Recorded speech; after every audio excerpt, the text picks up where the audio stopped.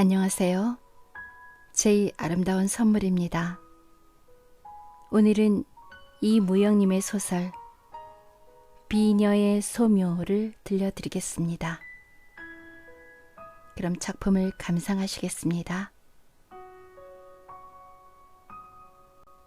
비녀의 소묘, 이무영. 기왕 올 테면 나 있을지 오게. 뭔 그렇게 어색해 할 거야 있는가. 오래간만에 친구 찾아오는 셈 치면 그만이지. 하기야 그런 일이 없었다기로니. 친구 찾아 강남도 간다는데 친구 찾아 전리쯤 오기로 써니 그게 그리 망발될 거야 없자는가. 이러한 편지를 받고 보니 그도 그럼직했다. 지난 가을부터 감내하고도 초란히 대상 물리듯 밀어온 데는 물론 15원이라는 차비가 그의 생활로 보아 엄두가 안 난 것도 사실이었다. 그러나 그보다도 벌써 여러 번째 A가 한번 놀러 오라고 졸라대다시피 해도 응응 코대답만 해오던 그로서 너를 기다리는 여성이 있다고 한다고 신이 나서 달려간다는 것도 쑥스러워 솔깃하면서도 이때껏 미뤄온 것이다. 뭘 가보게나 그려. 오래간만에 친구도 만나보겄다. 정초한 미인이 기다리겄다. 미쳐야 본전 아닌가. 그런 중에도 정성스런 애독자렸다. 훈이가 올라왔다가 A의 편지를 보고는 이렇게 충동이었다. 그때도 귀가 솔깃하게 들리는 것을 꿀꺽 참았다. 훈이 말 맞다나 여러 해 만에 만나는 친구요. 거기다가 자기의 작품을 모조리 읽은 한 여성이 기다린다는 것이 제가 쓴 것에 대한 정당한 평가는 그만두고라도 듣기 싫은 소리는 아니었다. 작품을 감상할 만한 여성이라면 첫째 자기의 작품 같은 것에 정력을 허비하지 않을 게고 그동안에 쓴 것을 모아둔 스크랩을 꺼내어 20, 30개 되는 그 작품들을 읽던 때에 그 여인의 심경을 상상해 보다가 얼굴이 화끈한 적까지 있으면서도 그 여성을 한번 보고 싶은 생각도 들지 않는 것은 아니다. A하고도 오래간만이고 H에 찾아가면 한둘쯤은 반색할 사람도 있는 터고 하기야 서울서구나 시골에 가서구나 같은 놈이야 별수가 있나. 그는 이렇게 이번 여행을 합리화시켜도 보았다. 그러나 무엇보다도 그로 하여금 결단을 내리게 한 것은 요새 며칠째 삼각형으로 일그러진 주인 엿편내의 상판이었다. 지난 가을에 적선동 하숙을 쫓겨났을 때는 돈 10원이나 생긴 것이 있어서 아주 희떡게 선금을 내놓아서 그 바람에 군소리 없던 주인 엿편내가 한 달 두 달 소 외양 밑자리 모양으로 깔아가기만 하는 것을 보고는 된불이 나게 채치기 시작한다. 더욱이 낯선 친구들이 며칠 도리로 그의 뒤를 수소문하는데 겁을 버쩍 집어먹은 모양이다. 오랜 밥값도 못 되는 데다가 전후 5달 동안에 갓난에 오줌 싸듯이 짤꼼짤꼼 몇 푼 주고는 이달 접어들면서는 그나마도 시치미를 뗐다. 그래도 신문사에 가 있는 장편 소설이 팔린다는 바람에 눈치만 슬슬 보던 주인은 그것도 싹수가 노란 것을 어떻게 눈치를 챘는지 하루에도 몇 번씩 김씨! 하고 어디서 배워먹은 김씨인지는 모르지만 문안을 드린다. 김씨, 오늘은 좀 생각하셔야죠. 그저 조금만 더 참으시오. 한성이가 입에 익을 만큼 되풀이해온 대답이었다. 글쎄 김씨도 염치가 있지. 사리가 분명한 양반이 하루 이틀 밀리는 것도 면구스러울 텐데 이것 벌써 몇 달째입니까? 글쎄 없는 걸 그런다고 나옵니까? 남같이 맘도 모지지 못해서 강도질도 못하고 말할 만한 데는 다 구멍이 막혔으니 어쩝니까? 신문사에서 그 소설을 산다니까 며칠만 더 참으슈. 소경이 제닭 잡아먹는 줄 모른다는 격으로 그 막연하게 며칠이라는 바람에 호랑 감투를 써온 마누라는 그의 고이춤이나 움켜잡듯이 달구쳤다. 시굴년 보리마당질 내세우듯 며칠만 내세우지 말고 똑 떨어지게 날짜를 말하구려. 아니 그날도 안 되겠군. 3달 초다세로 하지요. 그날은 때도 안 묻은 시퍼런 딱지로만 갖다 드리리다요. 이렇게 확확 불어넘긴 그였다. 그러나 닷새 날도 지났다. 닷새 날이 지나면 그만이겠는데 마누라쟁이는 엿새 날도 이렛 날도 닷새 날처럼 복가된다. 이 닷새가 벌써 몇 번이나 지나갔는지 알 길조차 없는 지금의 그다. 이러한 판에 운수불길한 돈 10원이 주머니 속으로 들어오자 돈내를 맡기나 한 듯이 그날 저녁 때에 A한테서 편지가 온 것이다. A의 편지를 받자 그의 마음은 다시 HCA로 쏠리었다. 북쪽이라고는 의정부밖에 가보지 못한 그라 북극의 신흥도시라는 그것만으로도 그의 마음을 사로잡기에 충분한 조건이었다.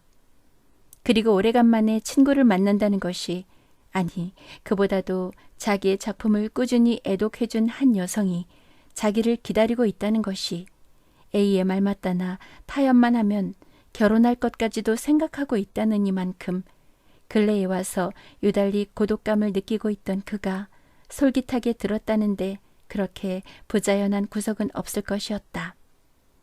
그러나 이러한 조건이 그를 HCA로 이끈 것도 사실이나 그보다도 40-50원이나 밥값이 밀린 터고 보니 10원만 준다면 또 얼마 참아줌직도 한 일이지만은 하늘의 별이나 따듯 노심초사한 이 10원을 고스란히 갖다 바치고 난다면 인제 언제 또 돈푼 구경을 할지 모르는 그였다. 어차피 다 끊지 못할 바에야 가고 싶은 데나 가서 며칠 마음 편하게 놀다 오리라는 엉뚱한 배짱도 앞섰던 것이다. 어쨌든 그는 하늘의 별 따듯 한 10원 한 장을 시계 주머니에 꼬깃꼬깃 접어놓고는 살짝 몸을 빼치어 역으로 나왔다. 의수히 2시간이나 남은 시간을 맥없이 앉았기도 무엇해서 우선 A에게 전보를 띄워놓고 30분 후에는 며칠 전에 시작된 진곡의 어귀의 조그만 찻집에서 향락이나 하듯이 찻잔 모서리를 쪽쪽 빨았다. 온 후에야 멱살을 잡힌 채 종로 내거리에서 혼돌림을 받는 한이 있더라도 비지도 째지도 않은 찻간에 자리를 잡고 나니 숨이 다 내쉬는 것 같았다. 차가 용산역을 빠져서 한강을 끼고 돌자 뒷덜미를 잡히는 것 같던 불안에서 해방된 듯 가슴이 다 벌어진다. 몇 달째 별러 온 여행이지만 짐이라고는 뚜껑 깨진 만년필 한 개뿐이다. 거뜬하기는 해도 어쩐지 허전했다. 차창에 기대어 얼마 전부터 짜다 둔 장편을 마물러 보리라는 기대도 한 여행이지만은 당하고 보니 그렇지도 못했다. 그는 찻간 넷을 더듬어 주간 오일을 한 권 사고는 그것을 뒤적이며 시간을 보냈다. 의정부에 차가 닿자 찻간은 호젓할 만큼 사람이 내렸다.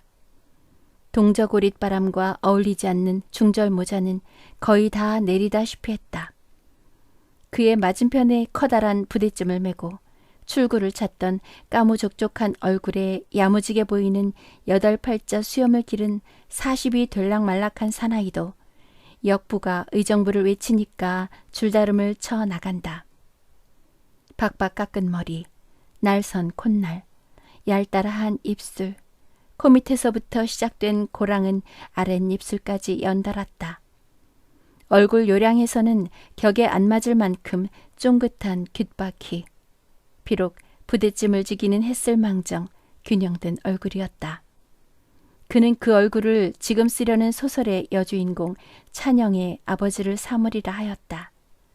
그것은 그리 흔한 얼굴이 아니었다. 그러나 어딘지 조선 사람의 전형적인 일면을 보이고 있다고 생각되었다. 더욱이 그 얼굴은 소위 양반의 얼굴이었다. 그는 상투를 찌우리라 했다. 수염을 조금만 더 붙이게 하고 흰털을 반쯤 섞고 고동색 마고자에다 뿔관을 씌우고 산팔바지를 입히고 까만 편리화를 신기리라 했다. 10년간.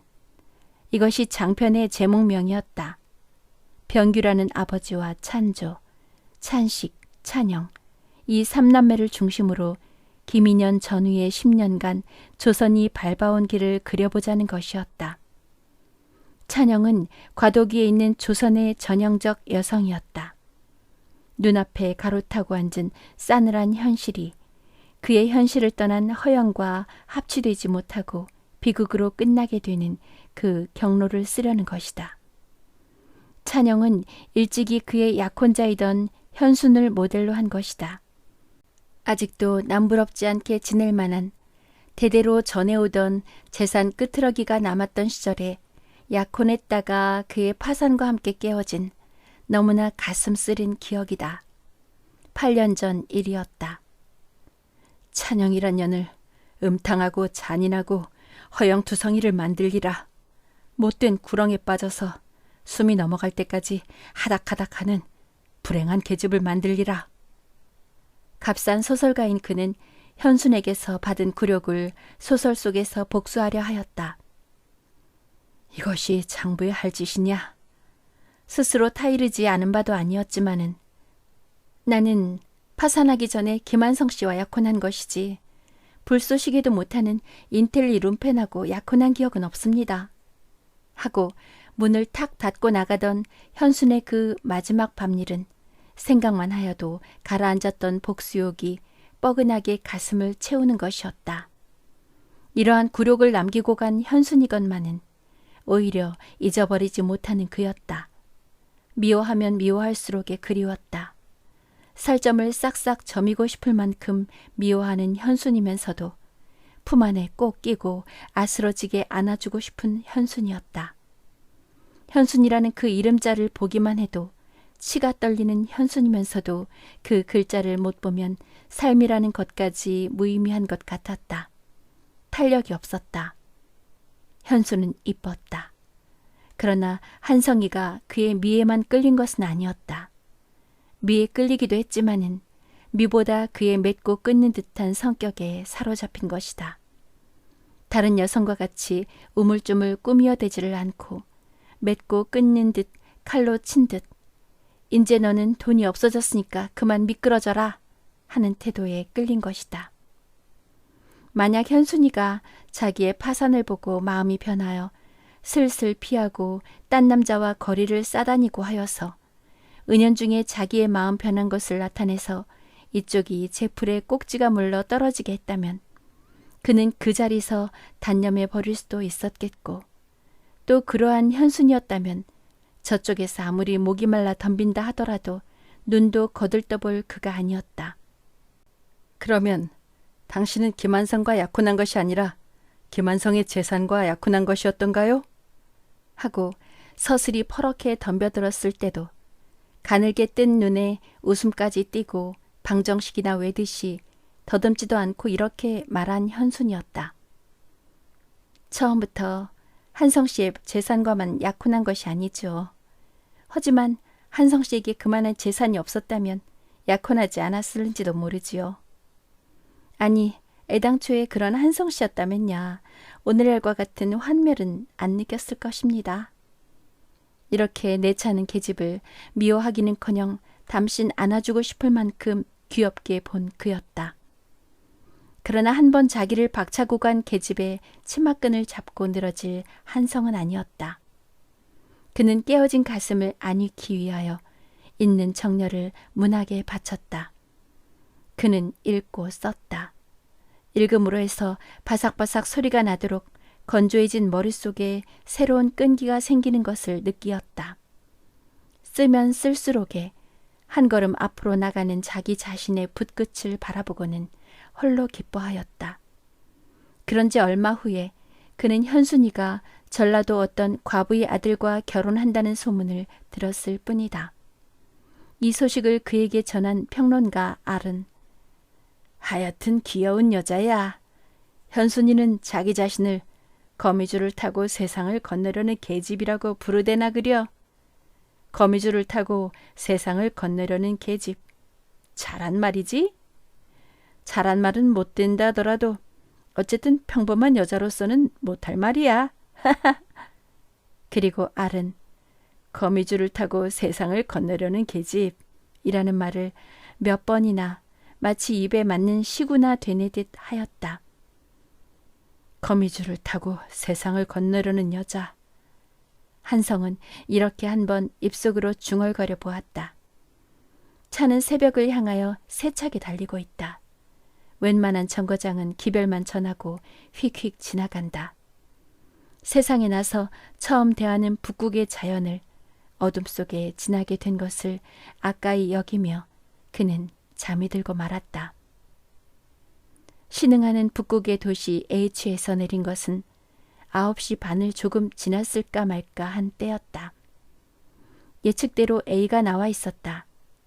그가 장군들한테 길을 빼앗기고 엉거주춤하게 내리는 것을 모르고 저기 실망한 낯으로 승강대를 바라보고 섰던 A는 쫓아오며 짐이나 받을 듯이 팔을 내밀었다. 그는 짐 대신 팔을 내밀었다. 치웠지? 아니. 참, H 한번 오기 어렵기도 하이. 미안하이. 이러한 대화를 주고받으면서도 이것이 3년 만에 만난 친구 간에 할 이야기인가 하고 생각하니 자기네만큼 멋멋한 사람들도 없을 것 같았다. 시골역으로 해서는 역전도 넓다. 어떡할까? 버스 걸을까? 맘대로. 내야 절에 간 섹시지. 뭘 철장 같은 다리를 가졌는데 걸어가세나 그려. 이야기도 할 겸. 북극서도 봄은 온성 싶었다. 30년형 구식 포드가 내로라 하고 거리를 질주하는 것도 시골의 도시 맛이 났다. 얼빼기 아스팔트 위를 그들은 천천히 걸어갔다. 시골 도시라고는 하지만은 봄치장한 것이 그래도 어색스럽지 않다. 쇼윈도에 채비하고 있는 봄거리도 다 제자리를 차지하였다. 오히려 북극의 미인을 대하는 듯한 청초한 맛까지 났다. 요새 며칠 내로 바람이 불고 하더니 자네 오는 날 마침 날씨가 이렇게 좋네 그려. 말이 되나 서울의 귀빈이. 그나마도 이렇다는 문인이 오는데 잘 보여야 좋은 인상을 주잖겠나. 하하하. 한성은 깨어진 양철 두드리는 소리를 내며 웃었다. A는 한성이가 얼떨떨했을 만큼 좁다란 골목을 이리저리 끌고 다녔다. 그러더니 쌀이 울타리에 밋밋하게 달린 높다란 대문 안으로 끌고 들어간다. 책상 한 개에 책 몇 권, 이불 한 채뿐인 살풍경인 A의 하숙방에서 아침을 먹고 A는 발룡산으로 그를 끌고 나선다. 누에머리 형상으로 된 산모퉁이를 타고 올라가니 100여 년씩은 다 돼 보이는 노송이 애송이 잔솔의 머리를 쓰다듬으며 멀리 H평야에 무르녹는 봄 기운을 노송답지 않게 마시고 섰다. 주홍빛 흙은 비단 보려나 디디는 듯 포근포근하다. 저것이 성천강일세. 이것이 여 보이는 다리말일세. 저것이 만세교고. 사흘만 더 일찍 왔다면 좋은 구경을 했을 것을. 참 볼만어이. 정월 보름날이면 다리 밝기라고 해서 H 사람들은 모두 한 번씩 저 다리를 건너보는 풍속이 있다네. A는 눈에 띄이는 대로 가리키고 설명하고 하였다. 영생고보니 우편국이니 병원이니 눈에 스치는 큼지막한 집을 일일이 설명해 준다. 한성도 시야에 새로운 것이면 무엇이나 자진해서 물었다. 연대 병사며 감옥, 넓은 거리가 보이면 그 동명까지 일일이 물어서 웬만한 것이면 머릿속에 적어 넣었다. 저긴 어딘가? 저긴 참 한적해 보이는데? 그는 총자 형상으로 숲이 우거지고 그 앞에 가느다란 강물이 반월을 그리고 있는 H 시외의 한 동리를 가리키다가 가슴이 성큼해서 섰었다. B동 하고 A가 대답한 까닭이었다. B동? 그것은 A의 말을 빌린다면 저녁노래 홀로 핀 백장미같이 청초한 미인이 그의 애독자가 살고 있다던 바로 그 동리였다. 저기가 B동이라? 왜 가슴이 울렁울렁하나? 미친 사람 가슴이 울렁거릴 거야. 말은 하면서도 한성은 얼굴을 붉히었다. 대관절 뭐라는 여잔가? 한성은 무엇보다도 그것이 궁금하였다. 그러지 않아도 이때껏 가네 하고는 초란히 대상 물려오듯 한 이번 길을 이 계집이 있다니까 이렇게 갑자기 서둔 것이나 아닌가 하는 의심을 받을지도 모를 것 같아서 자진해서는 말을 꺼내지 않으려고 한 것이다. 그러나 이 한 번 보지도 못한 애독자가 이번 그의 결심을 촉진한 것만은 그 자신도 부인치 않았다. 상호간의 의사만 상합하면 화촉지전을 이루리라는 그 말에만은 적이 불쾌한 인상까지 받았지만은 어쨌든 한번 대하고 싶다는 정도의 호기심이 자기의 결심을 재촉한 것만은 사실이었다. A 자신은 한성이란 놈이 단단히 마음에 든 게야 하고 생각할지 모르지만은 그리고 하기야 나이 30이 넘은 노총각이 그만한 미와 그만한 교양을 갖추었고 더욱이 자기 작품의 가장 열렬한 애독자인 여자를 아내로 삼는다는 것을 거부할 사람도 없기는 하겠지만은 한성 자신은 되레 제 녀석이 고르고 고르다 남은 찌꺼기라 못 먹는 떡 개나 준다는 셈치고 내게다 떠맡겨 보려고 하는 그 태도에 모욕감까지 느끼는 것이었다. 만약에 그가 기혼자이고 이러이러한 사람이 있으니 안 만나보려는가 한다면 물론 이런 델리커트한 감정은 안 들었을지도 모른다.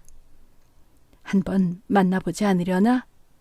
A는 들여다보듯이 재차 물었다. 글쎄 만나봐도 좋게 하겠지만은 나 자신이야 물론 그렇지만은 자네도 자네 친구를 왔던 차에 소개한다는 그런 정도라면 만나본 데도 좋지. 무척 딜까네 어련하리. 가보세나. A는 한성이가 한 말의 뜻을 다 이해치 못하는 것 같아 보였는데도 대답만은 이렇게 선선하였다. 갈까? 염려 없나? 염려라니? 공연히 또 한 번 보고 나 자빠지리? 제발. 그들은 멀리 평야를 바라보고 커다랗게 웃어붙였다. 천천히 가도 좋겠지. 웬걸 바로 가야지. 안 왔으면 모를까? 온 김이니 장군의 무덤이라도 보고 가야 하지 않겠나? 장군의 무덤? 한성은 가슴이 서먹하였다. 왜 장을 모르나? 저 K 사건으로 옥사한 장군 말일세. 안 해. 한성은 고함을 치듯 소리를 질렀다. 장군을 내가 모르고 누가 알겠나? 그렇다. 장군을 속속들이 아는 사람은 한성이었다. 조선의 신경양 문학이 들어오던 초기에 있어서 살인 주사침 같은 붓끝으로 우리의 슬픔을 노래하고 돌진하라고 고함치던 장군. 잡지 화성을 활모대로 대중을 부쩍부쩍 투쟁 속으로 이끌고 가던 장군. 그러나 그는 붓끝에 메인 사람이 아니었다. 가느다란 붓끝만으로는 펄펄 끓는 정열을 쏟을 길이 없는 장군이었다. 하루아침 그는 붓을 꺾어버렸다. 활활 타는 화로 속에다 붓 동강이를 살랐다. 그러고는 한성을 향하여 외쳤던 것이다. 붓을 꺾어버려라! 화성을 둘러싸고 있던 7사람의 동인 중에서 5사람은 맹렬히 장군과 보조를 맞추었다. 그리고 천륜이라는 억센 인연으로 맺어진 바 부자의 의도, 형제의 혈연도 끊어버리고는 몸을 솟구쳐 불 속으로 뛰어갔었다. 너 같은 인간은 몇만 명이 있어도 일 없다. 자, 우리가 꺾어버리는 붓이 아깝거든. 그 동강이라도 주워가지고 가렴. 가장 가깝고 가장 많은 이해를 가지고 사귀어 내려오던 장군은 이 말 한마디를 계기로 그로부터 영원히 떠나버리고 말았던 것이다. 장군으로부터 버림을 받은 한성은 몇 해 굴러다니는 동안에 다시는 추워보지 못할 인간 쓰레기가 되고 말았다.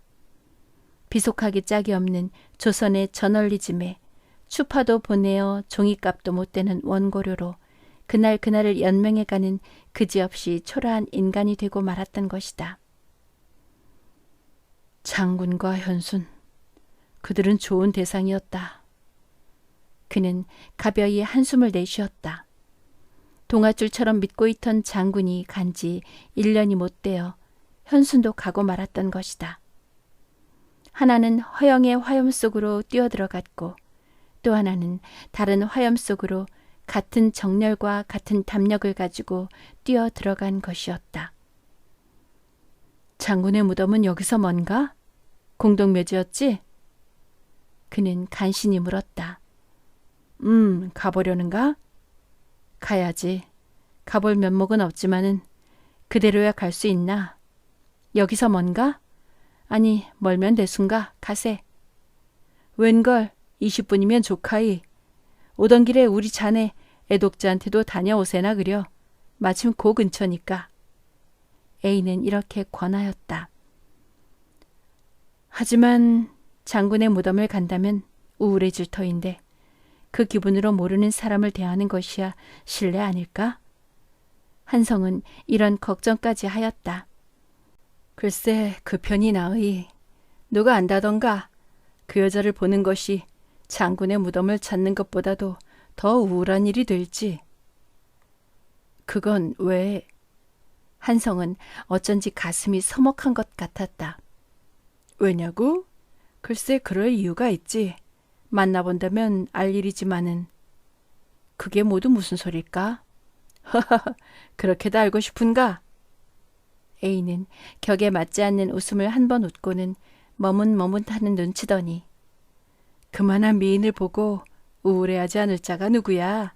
하고 껄껄 웃는다. 이 사람도 인류의 행복을 두 어깨에 짊어지고 싸워나가던 장군의 큰 뜻과 그 의기는 한 평도 못 되는 발룡산 한 구석에 동그마니 흙을 뒤집어 쓰고 있었다. 장만억. 석자 중 억자는 겨우 알아볼 만하게 밖에 흔적이 안 남은 편마를 보는 순간 한성은 소리를 내어 울고 말았다. 너 같은 인간은 몇만 명이 있어도 쓸데가 없다 하던 9년 전의 그 말이 그를 울리고 하였다. 지나간 9년 동안 자기가 밟아온 그 길. 커다란 검은 손이 뚫어놓은 구멍을 눈등 간지러운 교활과 바발로 새를 잡으려는 것과 같은 간사하기 짝이 없는 이지로 교묘히 피해온 장군을 싸고 지나간 그때의 장면을 추억하며 한성은 울고 하였다. 그러나 지하의 장은 그에게서 눈물이 아니라 새로운 출발을 바라고 있다는 것을 한성은 깨우쳤어야 할 것이었다. 그러나 그는 너무나 초라한 계획을 세우고 있었다. 비라도 하나 해세울 수 있었으면. 그들은 구장터로 내려와서 H씨의 명물이라는 국수를 한 그릇 시켜 먹었다. 이 여신이 돗자리, 오지그릇 따위를 버려놓고 앉아는 부인네들을 국수집 2층에서 한동안 구경하다가 가벼운 기분으로 A의 뒤를 뒤따라 나섰다. H란 살기 좋은 곳, 난난. H는 가끔 편지할 때마다 창작 노래라던 H 예찬가를 쉴 새 없이 불러서 그를 웃기려고 애쓴다. H 고보를 옆으로 보며 영생 고보 턱밑을 빠져서 다시 대통 같은 골목으로 한동안 들어가던 A는 그를 우물가에다 세워놓는다. 그러고는 다짐이나 받듯이 어떠한 일이 있든지 우울해서는 안 되네. 약속하겠지? 한성은 웃음까지 섞어서 쾌쾌히 대답하였던 것이다. 다짐을 받은 A는 다시 걷기를 시작하였다. 그러더니 우물가에서 연화문 집 떨어진 단출한 대문 앞에 서더니 여기 잠깐 섰게나 하고 안으로 들어갔다. 문패에는 박우순이라고 쓰여진 것이 말하던 예의 그 여자와는 성만이 같았다. 안에서 문 여닫는 소리가 난다. 그러고는 다시 한동안 잠잠하더니 다시 문 여는 소리가 나고 구두 뒤꿈치만 딛고 걸어오는 발소리가 났다. 한성은 마치 아주 오래간만에 연인을 만나기나 하는 것 같은 가슴의 동요에 가만히 귀를 기울이고 있었다. 자, 들어오게. 지금 감기로 누워있는데 뭘 어떤가? 당자가 좋다는 데야. 자네만 해도 그이의 병 낫기를 기다릴 수도 없을 게고. 머뭇머뭇하는 한성을 이렇게 다구쳐서 A는 먼저 앞을 섰다. 그는 A가 시키는 대로 할 밖에 없었다. 마당 안으로 들어서니 흐너진 조그만 화단 자취가 있다. 그 옆에 가는 철사로 열근 우수히 한 평이나 되는 닭도 없는 닭집이 있다. 보기만도 이 집 주인은 순결하고 고상한 취미를 가졌으리라는 것이 추측되었다. 미닫이가 다르륵 열린다. 그 다르륵 소리에 맞추어 그의 가슴도 다르륵 떨렸으나 나타난 얼굴은 조그만 소녀였다. 자, 들어가세. A는 또다시 앞장을 섰다. 손이 왔음에도 불구하고 주인이 낮바대기도 안 보인다는 것이 적지 않게 불쾌했으나 그는 A를 따라 방으로 들어갔다. 방은 텅 비었었다. 아랫목에 꽃 놓은 돗자리가 한입 깔리고 재떨이에 은하 한 갑이 놓였을 뿐이다. A의 지시대로 그는 자리를 잡았다. 그러나 이 방에 들어와서부터 도무지 마음을 진정치 못하는 듯한 A의 태도가 한성의 눈을 벗어나지는 못하였다. 한동안 담배를 피우다 일어났다 하더니 정색을 하고 저 방에 있는데 문을 열더라도 자빠지지 말게 하고 또 한 번 다지는 바람에야 한성은 킥 하고 웃음을 터뜨렸다. 그리고는 A의 손등을 꼬집었다. A 선생님, 문 좀 열어주세요. 하는 소리가 옆방에서 났다. 그는 그 말소리에서 너무나 파리한 여주인을 보았다. A는 흘끗 한성의 눈치를 훔쳐보고는 가만히 몸을 일으키었다. 그는 처음부터 끝까지 연극을 꾸미는 것 같은 A를 간지러운 듯한 감정으로 보고만 있을 수밖에 없었던 것이다. 그러나 미닫이가 열리며 이쪽을 내려다보는 그 얼굴을 보고야 한성은 A가 연극을 꾸미는 것이 아니라는 것을 깨달았다. 연극은 연극이었다. 그러나 그가 연극이라고 생각한 것은 A의 동작을 의미한 것에 멈췄던 것이다. 김 선생님. 그 얼굴의 주인공은 이렇게 자기를 불렀다고 한성은 생각하였다. 그러나 기실은 문이 열리기 전부터 가득하게 눈물 괜 눈으로 그 여인은 아랫목을 내려다보고만 있었을 뿐이었다. 잣쪽만해진 얼굴, 바스러진 머리, 쇳문틀을 붙잡아서 겨우 몸을 가누고 있는 그 여인. 그것은 8년 전의 현순, 바로 그 사람이었던 것이다.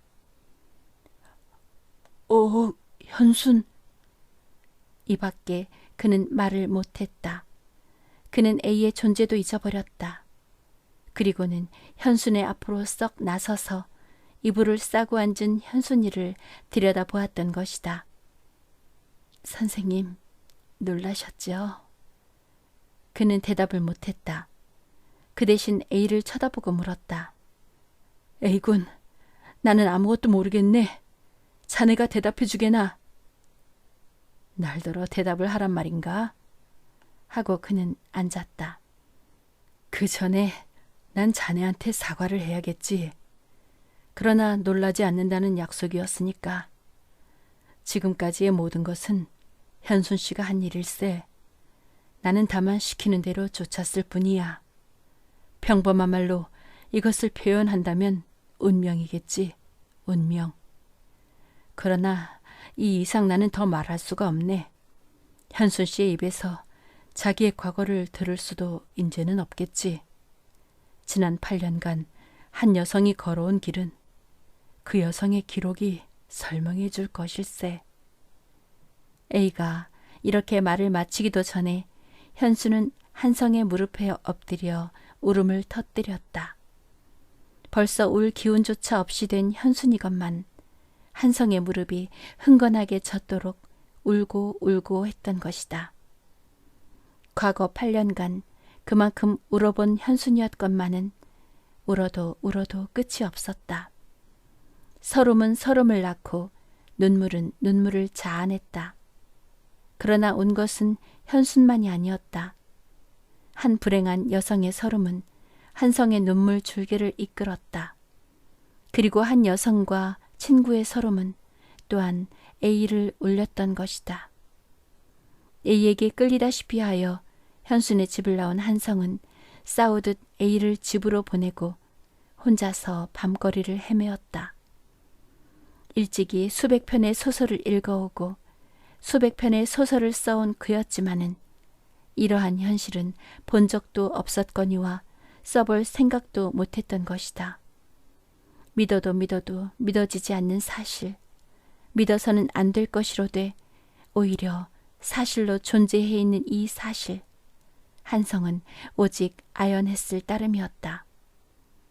현순이가 시킨 노릇이라고는 하지만은 이러한 연극을 꾸며놓은 A가 원망스러울 뿐이었다. 그날 밤 3시까지 그는 거리를 헤매었다.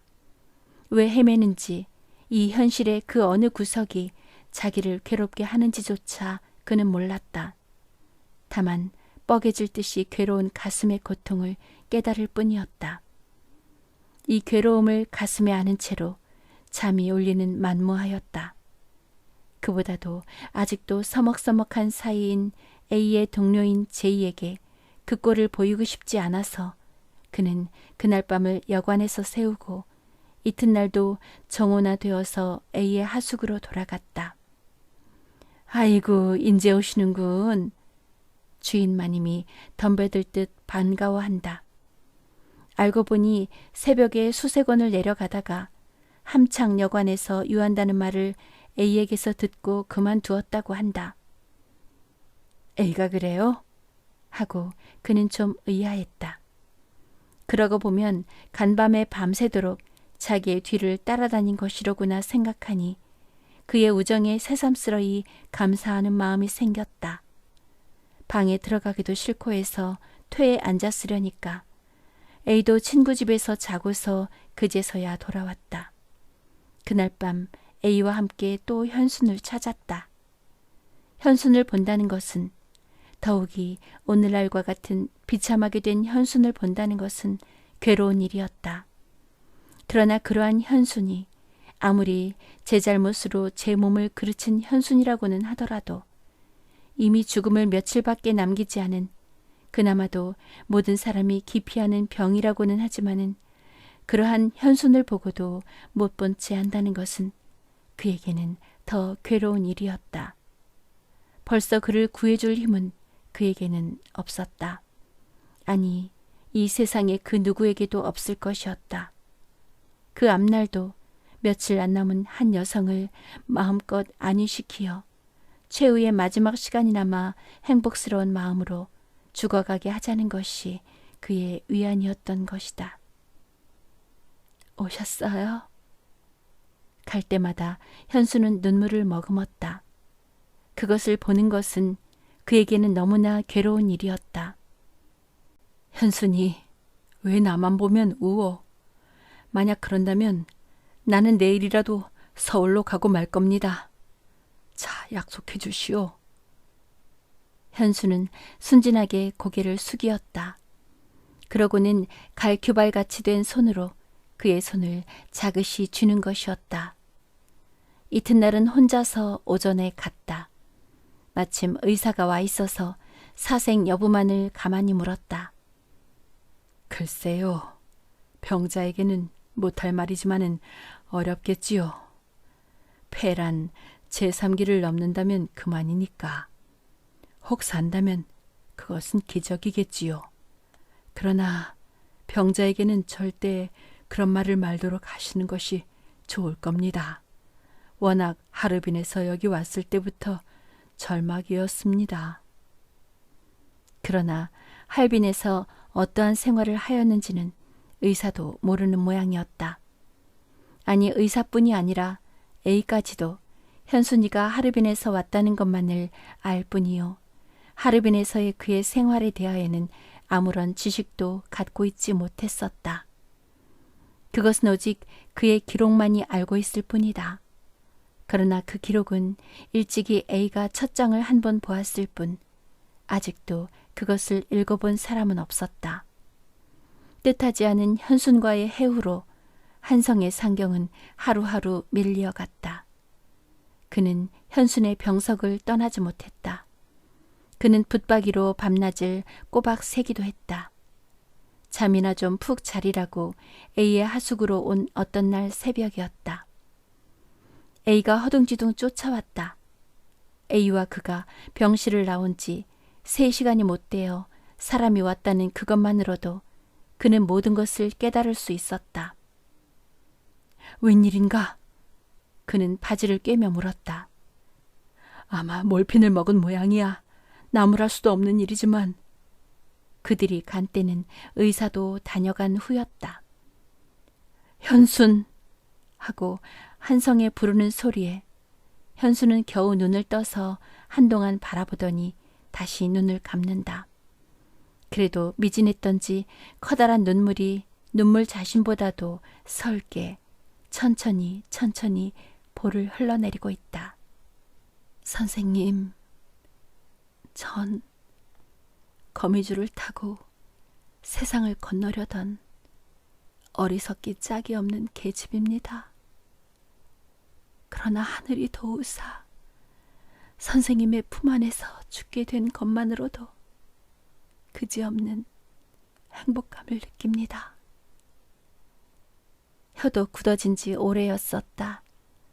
현수는 가슴속에 서리고 서린 하소연을 제 입으로 전할 길 없이 간단한 그러나 너무나 침통한 A와 한성에게 남기는 편지 한 장씩을 남기고 영원히 가고 말았던 것이다. 이놈아, 이 되놈아. 아이고 머니 저놈. 가끔 이렇게 되뇌이는 헛소리. 이것만으로도 이 기록이 무엇을 의미하는지는 짐작이 되는 것이었다. 죽여라, 죽여. 이렇게 부르짖을 때마다 현순의 얼굴은 추할 만큼 일그러졌다. 열이 40도까지 올라간 후로는 전혀 의식을 잃고 한성씨를 되풀이하던 현수는 그 한성이를 옆에 놓고는 그대로 가버리었다.